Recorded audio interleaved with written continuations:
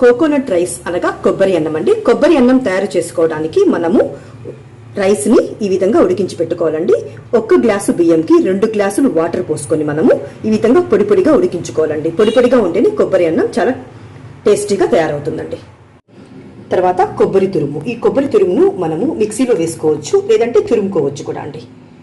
రుచికి సరిపడా salt, oil, 2 స్పూన్ల పల్లీలు, జీడిపప్పు, 1 స్పూను పచ్చిశనగపప్పు, 1 స్పూను ఉద్దిపప్పు, 2 ఎండుమిరపకాయలు, 4 పచ్చిమిరపకాయలు, 1 స్పూను ఆవాలు, 1 స్పూను జీలకర్ర, కొత్తిమీర, కరివేపాకు.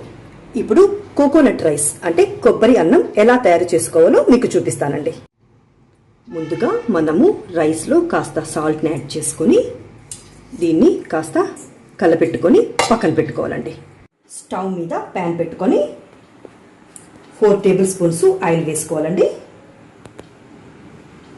ఈ ఆయిల్ కాస్త హీట్ ఎక్కిన తర్వాత ఆయిల్లో 2 టేబుల్ స్పూన్స్ పల్లీలు యాడ్ చేసుకోవాలండి. దీన్ని ఒక 2 మినిట్స్ పాటు ఆయిల్లోనే వేయించుకోవాలి పల్లీలని. ఇందులో జీడిపప్పులు కూడా యాడ్ చేసుకోవాలి.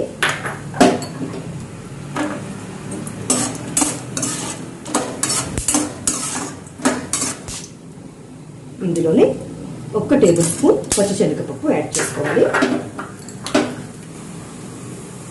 అందులోనే 1 టేబుల్ స్పూన్ ఉద్దిపప్పు కూడా యాడ్ చేసుకోవాలి. ఇందులో 1 టేబుల్ స్పూన్ ఆవాలు యాడ్ చేసుకోవాలి. ఆవాలు కాస్త చిటపట్లాడిన తర్వాత ఇందులో 1 స్పూన్ జీలకర్ర యాడ్ చేసుకోవాలి. ఇవన్నీ బాగా దోరగా వేయించుకోవాలండి. వేయించుకుంటేనే కోకోనట్ రైస్కి చాలా టేస్ట్ వస్తుంది. ఇందులో 2 ఎండుమిరపకాయలు యాడ్ చేసుకోవాలి.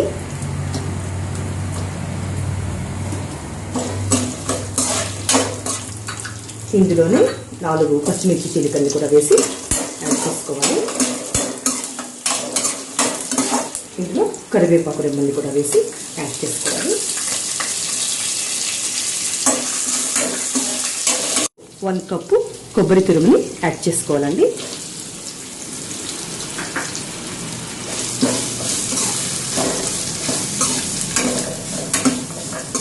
ఇందులో కొంచెం సాల్ట్ని యాడ్ చేసుకొని ఒకసారి బాగా మిక్స్ చేసుకోవాలండి.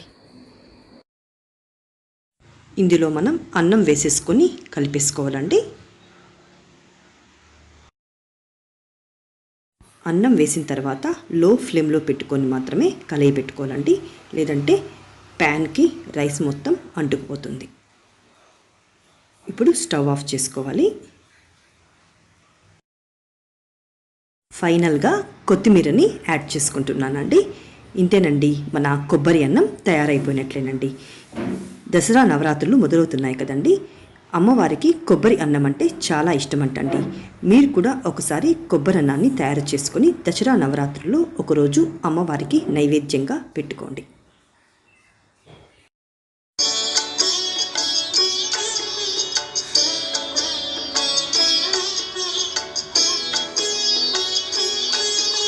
నా ఛానల్ని లైక్ చేయండి, షేర్ చేయండి, సబ్స్క్రైబ్ చేసుకోండి.